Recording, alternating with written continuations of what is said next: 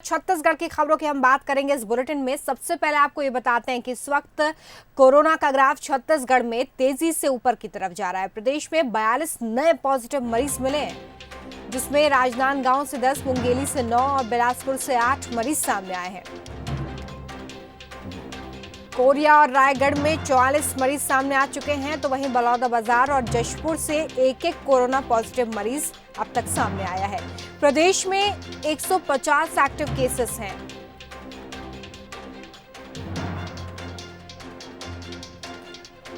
तो लॉकडाउन के तीसरे चरण तक छत्तीसगढ़ में कोरोना काफी कंट्रोल नजर आ रहा था। जितने भी मामले सामने आए उनकी रिकवरी भी उतनी ही तेजी से हुई थी।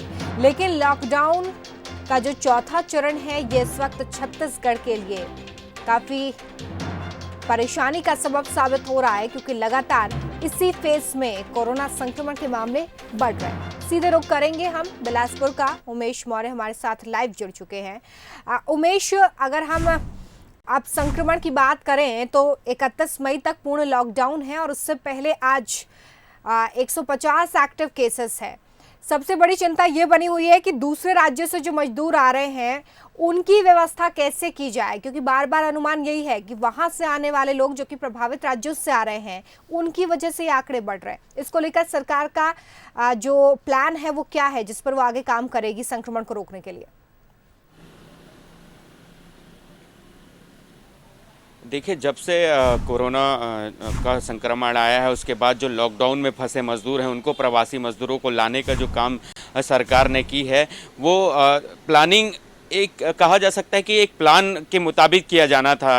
चूँकि बिलासपुर और यदि छत्तीसगढ़ की बात करें तो छत्तीसगढ़ में जो कोरोना पॉजिटिव के जो मामले थे वो धीरे धीरे ख़त्म होने की कगार में थे। महज 3 ही बचे थे। अगर हम पिछले एक हफ्तों की बात करें तो मात्र 3 ही एक्टिव केसेस थे। लेकिन जिस तरीके से मामला सामने आया श्रमिकों को लाने का, और जब श्रमिकों को लाया गया तो यहाँ पर जो टेस्ट का दायरा था वो धीमा था। लिहाजा जो टेस्ट का दायरा धीमे होने की वजह से इनका सैंपल भेजा गया जाँच के लिए। रिपोर्ट देर में आई, जिसके बाद जो संक्रमण जो लगातार सामने आ रहे हैं वो धीरे आ रहे हैं, जिससे क्या है कि प्लानिंग करते जो सरकार को प्लानिंग करना था वो नहीं कर पा रही है। लेकिन अब आपको बता दूं कि छत्तीसगढ़ में 150 का आंकड़ा पार हो गया है। और अभी जो कल के डेट पे जो हमको 44 जो एक्टिव केसेस मिले हैं, नए कोरोना पॉजिटिव के जो मामले आए हैं, वो चिंता की विषय है। वो उसने चिंता डाल दी है सरकार को ये दिमाग में।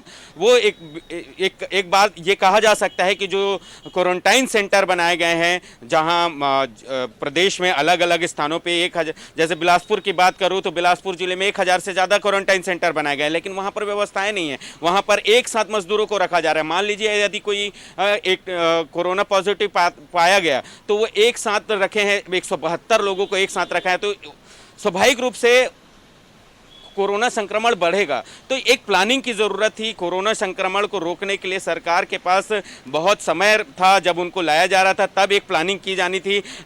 फिलहाल अभी जो मामले, जो आंकड़े बढ़ रहे हैं वो चिंताजनक है सरकार के लिए। कैसे उन आंकड़ों को कम किया जाए, और जिस तरीके से अभी मामले 44 हुए हैं वो, और आंकड़ा 150 पार हो गया है, जिस तरीके से मामले सामने आ रहे हैं वो आगे भी बढ़ते दिखाई दे रहे हैं। लिहाजा इस पर पूरा ध्यान देने की ज़रूरत है। जहाँ जहाँ इस तरीके के मामले आ रहे हैं वहां पे एक बार फिर से लॉकडाउन करने की जरूरत है। जिस तरीके से छूट दी गई है उसका भी एक खामियाजा देखा जा रहा है। पूर्व में जब इस तरीके के मामले नहीं थे तो बहुत सारी सख्तियां बरती जा रही थी लोगों के ऊपर, और घर से नहीं निकलने के, लॉकडाउन का पालन करने की हिदायतें दी जा रही थी। लेकिन जिस तरीके से ज़्यादा मामले बढ़ रहे हैं वैसे ही छूट भी दी जा रही है लोगों को। तो ये भी एक चिंता का विषय है। इस ओर भी ध्यान देने की जरूरत है कि जो छूट दी जा रही है वो कहां पर दिया जाना चाहिए, कहां नहीं दिया जाना चाहिए। ग्रीन जोन था, अब ऑरेंज जोन में आ गए हैं। और आज से कल जब मामले सामने आए तो 3 कोरोना पॉजिटिव बिलासपुर में पाया गया, तो अब इसे भी रेड जोन घोषित कर दिया, क्वारंटाइन जोन घोषित कर दिया गया है। तो लगातार जो मामले बढ़ रहे हैं उस पर सरकार को एक दिशा निर्देश तय करना चाहिए और एक अच्छी प्लानिंग के तहत कार्य करना होगा, ताकि जो बढ़ रहे मामले को कहीं ना कहीं से रोका जा सके। नहीं तो आने वाला समय बहुत चिंताजनक होने वाला है। रोमिता, चलिए, बहुत शुक्रिया इस तमाम जानकारी के लिए उमेश।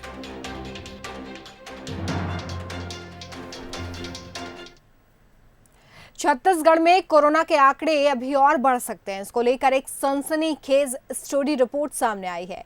छत्तीसगढ़ कोविड-19 पर बीएमआई के अध्ययन में बताया गया है कि अगले 4 से 6 महीने में संक्रमण के 60,000 मामले सामने आ सकते हैं। अगर ये कम भी हुआ तो भी 20 से 25,000 लोग कोरोना संक्रमित होंगे। हालांकि कोरोना महामारी को कंट्रोल करने के लिए सरकार बहुत तेजी से काम कर रही है और स्वास्थ्य मंत्री टीएस सिंहदेव का कहना थोड़ा सा अलग है। सुनिए। सनसनीखेज खबर नहीं है। हम इसको उठा लेते हैं कि पता नहीं क्या स्टडी किया गया है। जो बच्चे हैं वहाँ पढ़ रहे हैं, उन्हीं लोगों ने एक स्टडी किया है। सबको प्रोजेक्ट दिया जाता है, जैसे स्कूल में हम पढ़ते हैं तो हमको एक प्रोजेक्ट दिया जाता है, तो उनको भी कहा गया कि आप बताओ कि इसमें क्या हो सकता है। तो लड़के हैं, उन्होंने बताया कि ये 60,000 तक लोगों को जा सकता है। मैं तो आपको पहले भी बोल चुका हूँ कि 30 लाख लोगों तक जा सकता है। छत्तीसगढ़ की 10% आबादी तक कोरोना पहुंच सकता है। ये तो मैंने बिना स्टडी के या जो मैंने सुना है, समझा है लोगों से, उसके आधार पे आप लोगों से 1.5-2 महीने से मैं साझा कर रहा हूँ। छत्तीसगढ़ सरकार ने ट्रेन और प्लेन के संचालन को लेकर केंद्र सरकार को लेटर लिखा है। इस खत में राज्य की तरफ से कुछ अहम सुझाव दिए गए हैं। ये पत्र मुख्यमंत्री भूपेश बघेल ने लिखे। पत्र के माध्यम से उन्होंने ट्रेन या प्लेन से आने वाले लोगों की पूरी जानकारी मांगी है। कहा यह भी गया है कि बाहर से आने वाले लोगों को क्वारंटाइन में रहने के अनिवार्य नियम का भी पालन करना होगा। आपको हम बता दें कि 1 जून से देश में 200 ट्रेन और 25 मई से हवाई सेवा शुरू हो रही है। वहीं ट्रेन को लेकर रेल मंत्री पीयूष गोयल से मांग की गई है कि श्रमिक स्पेशल ट्रेन की तरह पॉइंट टू पॉइंट ही ट्रेन चलाई जाए। अधिकतम 2 स्टॉपेज रखे जाएं। साथ ही मानवीय आधार पर सभी श्रेणी के किराए में रियायत दी जाए। फ्लाइट्स को लेकर सरकार की तरफ से ये कहा गया है कि इनसे आने वाले लोग सरकार के बनाए गए क्वारंटाइन सेंटर्स या फिर पेड क्वारंटाइन सेंटर में 14 दिनों तक रहें। साथ ही हर फ्लाइट की डिटेल दी जाए।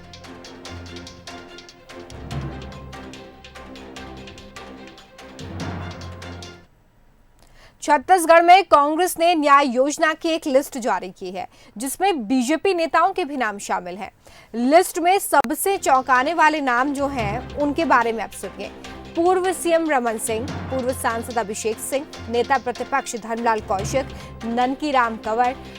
इन तमाम नामों के साथ कुछ और नेता भी हैं जो इस लिस्ट में दिखाई देते हैं।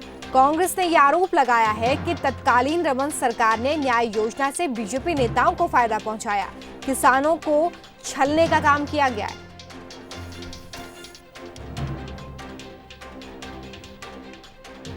इक्कीस मई को राजीव गांधी किसान न्याय योजना तक ये पैसे पहुंच भी गए हैं।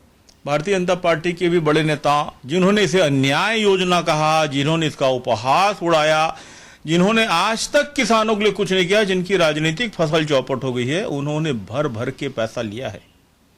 और इसके बाद इस बात का विरोध कर रहे हैं, तो ये बड़ा दुखद है, निंदनीय है। किसान है, पैसा प्राप्त की अच्छी बात है, लेकिन अन्याय ना कहे।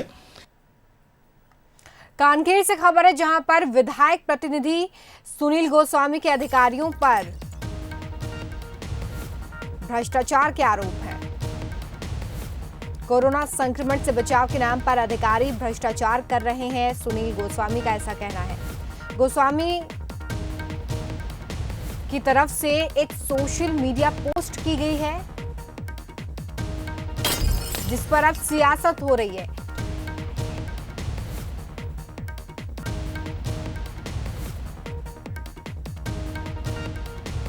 संवाददाता प्रकाश ठाकुर हमारे साथ फोन लाइन पे जुड़ गए। प्रकाश, बताएं क्या है पूरा मसला?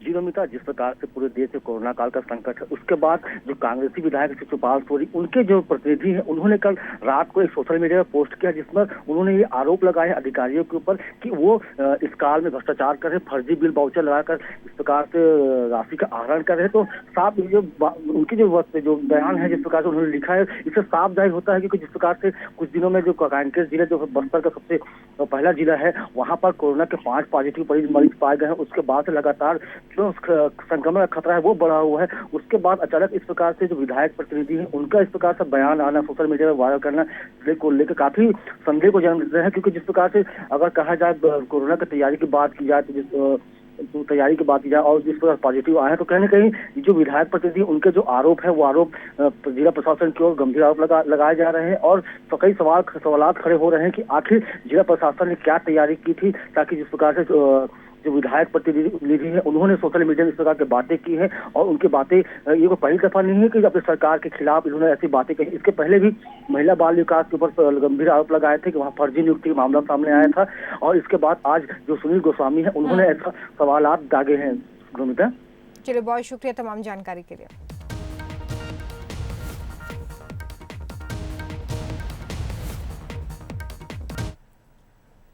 छत्तीसगढ़ में वीकेंड के 2 दिन टोटल लॉकडाउन रहता है। लॉकडाउन का ये तीसरा हफ्ता है जब टोटल लॉकडाउन पूरी तरीके से वहां पर लगाया गया है।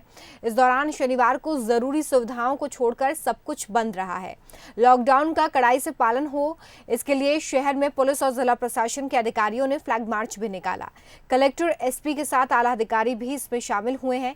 फ्लैग मार्च के जरिए लोगों को लॉकडाउन के पालन की समझाइश दी गई है।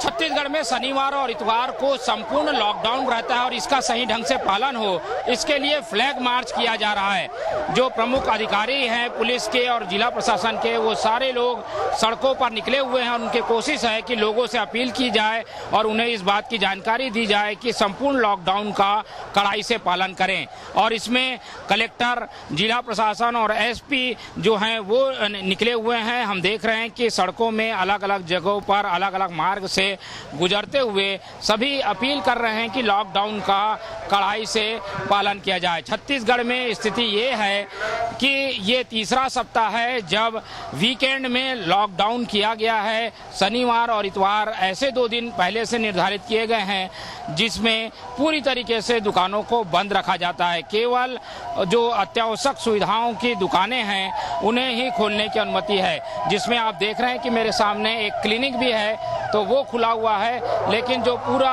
बाकी बाजार है वो जो है वो बंद नजर आ रहा है। तो फ्लैग मार्च के जरिए कोशिश है प्रशासन की कि लोगों को सचेत किया जाए और ये लंबी कतारें पूरे शहर में इसी तरीके से घूमते हुई नजर आ रही हैं जिसमें कलेक्टर, एसपी और सारे आला अधिकारी शामिल हैं। फिलहाल स्थिति ये है कि लॉकडाउन का सारे लोग कड़ाई से पालन कर रहे हैं और इस वजह से सारे मुख्य बाजार बंद हैं।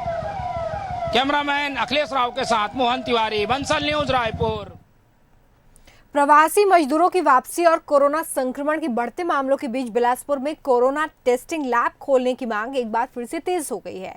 इस बार खुद विधायक ने इसकी आवश्यकता को महसूस किया है। इधर हाईकोर्ट के निर्देश और शासन की अनुमति के बाद भी लैब शुरू करने की रफ्तार अब भी धीमी है। विधायक शैलेश पांडे ने कहा कि जिस तरह बड़ी संख्या में प्रवासियों की वापसी हो रही है उसी तरह से जांच का दायरा भी बढ़ना चाहिए। सबसे फास्टेस्ट जो है वो छत्तीसगढ़ में जांच हो रही है सैंपल की और बहुत जल्दी परिणाम हम लोग हमारे जो प्रदेश में जितने भी लैब हैं वो बनी हुई हैं उनसे मिल रहा है। लेकिन बिलासपुर से बार बार जो है वो सैंपल रायपुर भेजना पड़ता है और इसमें थोड़ा दिक्कत आती है और ये समस्या तो है। और मैं माननीय मंत्री जी से अपील भी करता हूं कि बिलासपुर में जो है वो कोरोना की जो लैब है वो टेस्टिंग लैब जल्दी से जल्दी बनवाने का कष्ट करें। प्रदेश में कोरोना संक्रमण के बढ़ते मामलों के बीच राज्य सरकार ने कई क्षेत्रों को रेड, ऑरेंज और बफर जोन घोषित कर दिया है।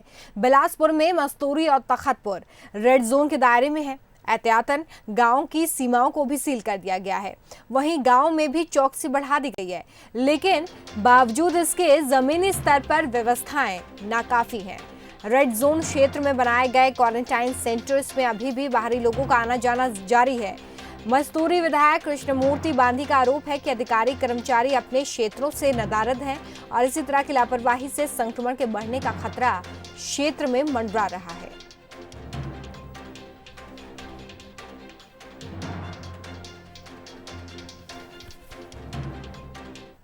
हम अपने क्षेत्र की व्यवस्था के लिए इन पैसों का भी ज़्यादा से ज़्यादा उपयोग करके व्यवस्था में बना देंगे ताकि वो एक सेंट्रलाइज व्यवस्था में काम करे और उनको भोजन पानी की व्यवस्था बना दें।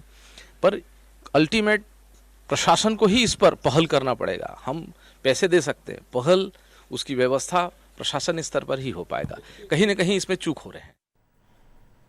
छत्तीसगढ़ में प्रवासी मजदूरों के आने का सिलसिला लगातार जारी है और इसी कड़ी में गरियाबंद के 70 प्रवासी मजदूरों की भी घर वापसी हो गई है। प्रदेश सरकार की मदद से मजदूरों को तेलंगाना से छत्तीसगढ़ लाया गया है और जिला मुख्यालय में क्वारंटाइन करने के बाद घर भेजा गया। मजदूरों ने यह भी बताया है कि रोजगार की तलाश में तेलंगाना गए थे। लॉकडाउन के चलते काफी परेशानी हुई और इस दौरान मजदूरों ने प्रदेश सरकार का आभार भी व्यक्त किया है।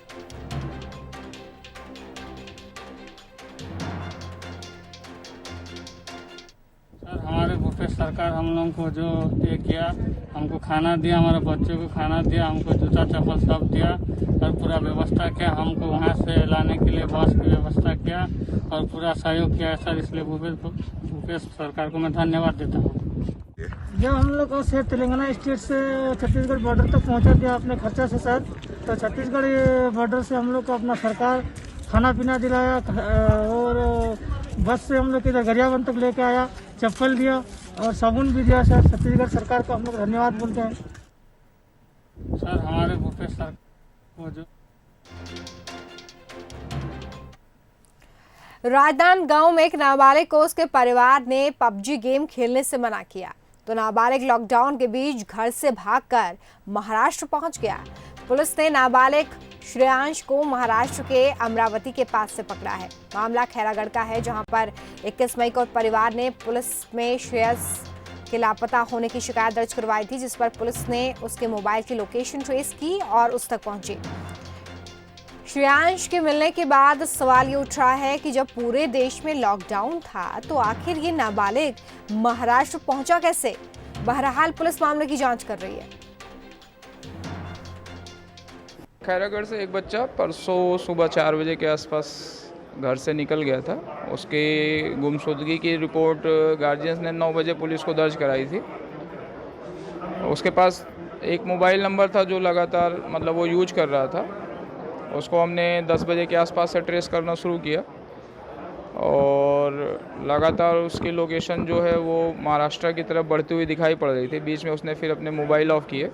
पुलिस से बेहतर कांटेक्ट रखे हमने महाराष्ट्र पुलिस के थ्रू, तो हमको उसको बुल्डाना में रोकने में सफलता मिली और फिर यहाँ से जो पुलिस टीम थी वो उसके पीछे पीछे गई थी और कल सुबह उसको वहाँ से बच्चों को रिसीव किया हमने और कल शाम को हमने बच्चे को लाके उसको गार्जियन को वापस सौंपा। बलरामपुर क्वारंटाइन सेंटर में युवक की कथित पिटाई का मामला तूल पकड़ता जा रहा है। परिजनों ने मामले की शिकायत सरगुजा रेंज के आईजी से की है, जहां उन्होंने कार्रवाई का आश्वासन दिया है। वहीं केंद्रीय मंत्री रेणुका सिंह ने क्वारंटाइन सेंटर का दौरा किया है, युवक का हालचाल पूछा है। वहीं जनपद पंचायत सीईओ और तहसीलदार को जमकर फटकार भी लगाई है। रेणुका सिंह के मुताबिक युवक ने सेंटर की बद इंतजामी का वीडियो बनाकर वायरल किया था, जिसके चलते उसे निशाना बनाया गया। उन्होंने मामले की निष्पक्ष जांच और युवक को न्याय दिलाने की बात कही।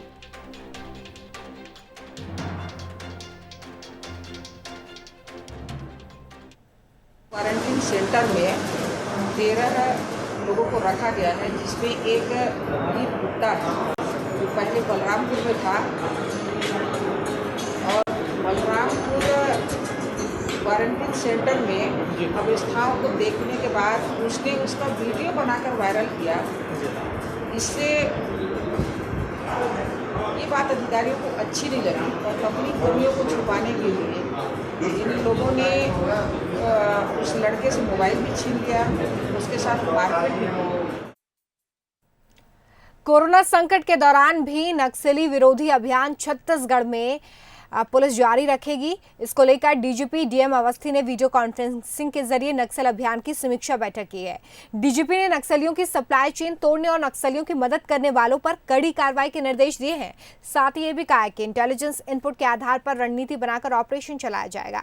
आपको बता दें कि इसके अलावा भी कई और जरूरी दिशा निर्देश दिए गए हैं।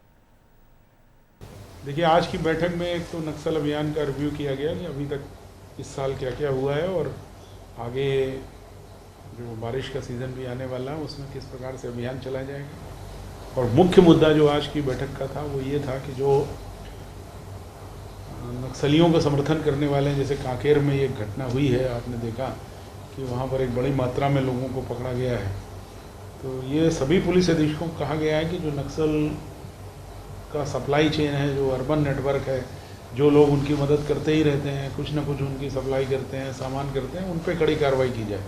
और इसीलिए आज सभी पुलिस अधीक्षकों को और आईजीएस को ये निर्देशित किया गया है कि उनके इलाके में जो भी लोग सप्लाई चेन कर रहे हैं, मदद कर रहे हैं, उन पर कड़ी कार्रवाई की जाए। सुकमा में पुलिस और नक्सलियों के बीच शनिवार को मुठभेड़ हुई है। नक्सलियों की गोलियों का जवाब जवानों ने दिया। कुछ देर चली फायरिंग जब खत्म हुई तो घटनास्थल की तलाशी में 2 नक्सलियों का शव बरामद हुआ है। इनकी पहचान हो गई है। एक गुंडाधुर और आयुध नाम का नक्सली इसमें पाया गया है। जिले के एसपी सलभ सिन्हा ने बताया है कि गादीरास में मानकपाल गांव के आसपास नक्सलियों के जमा होने का इनपुट मिला था और इस पर डीआरजी की टीम सर्चिंग के लिए गई थी। तभी जवानों पर नक्सलियों ने गोली चला दी। सुकमा में आज एक सूचना के आधारित अभियान पर एक पुलिस ने डीआरजी की टीम गई थी और 2 नक्सलियों को उसमें मार गिराया गया है और ये दोपहर में ये ऑपरेशन हुआ है। 2 डेड बॉडी उसमें कमांडरों की मिली। सुकमा में कोरोना के अति संवेदनशील क्षेत्रों में सिविक एक्शन प्रोग्राम का आयोजन किया गया है, जिसमें ग्रामीणों ने बढ़ चढ़कर हिस्सा लिया है। इस आयोजन में संक्रमण की रोकथाम के लिए मास्क, सैनिटाइजर, ग्लव्स, साबुन, पीपीई किट मशीन वितरित की गई है। साथ ही आम जनता की जरूरत का सामान भी बांटा गया है। इसके साथ ही लोगों से लॉकडाउन और सोशल डिस्टेंसिंग का पालन करने की अपील की गई है।